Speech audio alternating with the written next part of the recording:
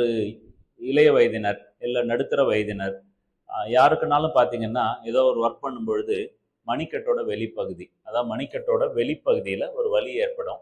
அவங்க பெருவிரல் அழுத்தம் கொடுத்து செய்கிற வேலைகள் செய்ய முடியாமல் இருக்கும். ஸோ அதற்கு பேர் வந்து டிகர்வைன் ஸ்டீனோசைனோவிட்டிஸ் அப்படின்றது.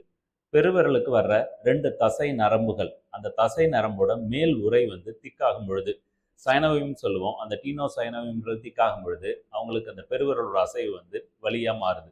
ஸோ அந்த மாதிரி ஒரு வலி ஏற்படும் பொழுது பேசிக்காக என்ன ட்ரீட்மெண்ட் அப்படின்னா, அந்த இடத்துக்கு ஒரு ஓய்வு தேவை. பெருவிரல் அழுத்தம் கொடுத்து செய்கிற வேலை, ஒரு ஸ்க்ரூயிங் மூமெண்ட் மாதிரி, இல்லை ஒரு பெருவிரலையும் மிச்ச விரலையும் அழுத்தி பிடிச்சி செய்கிற வேலை, ஒரு ஒரு ஷர்ட் ஒரு ரேக்லேருந்து இழுக்கிற மாதிரி இருக்கலாம், ஒரு புக்ஸை வந்து அப்படியே ரேக்லேருந்து எடுக்கிறதா இருக்கலாம். அந்த பெருவிரல் அழுத்தம் கொடுத்து செய்கிற எல்லா வேலைகளும் ஒரு 3லேருந்து 7 நாளைக்கு ஓய்வு கொடுக்கணும். அதோடு சேர்ந்து அந்த குறிப்பிட்ட பகுதிக்கு ஒரு ஐஸ் பேக்ஸ், ஐஸ் கட்டி ஒத்தனை வந்து கொடுக்கணும். ஸோ இது வந்து பேசிக்காக பண்ணுறது. அதுக்கப்புறம் சில பேருக்கு வந்து இம்மோபிளைஸ் பண்ணுறதுக்கு ஒரு ஸ்ப்ளிண்ட், அந்த இடத்துக்கு பெருவிரல் சப்போர்ட் பண்ணுற மாதிரி ஒரு தம் ஸ்பைக்கா ஸ்ப்ளிண்ட் சில பேருக்கு தேவைப்படும். அதுலேயும் சரியாகலை அப்படின்னா ஒரு ஃபிசியோதெரப்பி மருத்துவம் வந்து கண்டிப்பாக தேவை.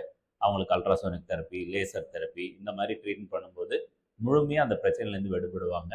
ஸோ இது வந்து அவங்களோட அன்றாட வேலைகளை பாதிக்கிற ஒரு தொந்தரவாக இருக்கிறதுனால உடனடியாக அதற்கு தீர்வு தேவையாக இருக்கிறது. அந்த மாதிரி ஒரு சொல்யூஷன் வேணும் அப்படின்னா பிசியோ1 இன்பேஷன் நியூரோ ரிஹாப் சென்டரை அணுகலாம். நன்றி, வணக்கம்.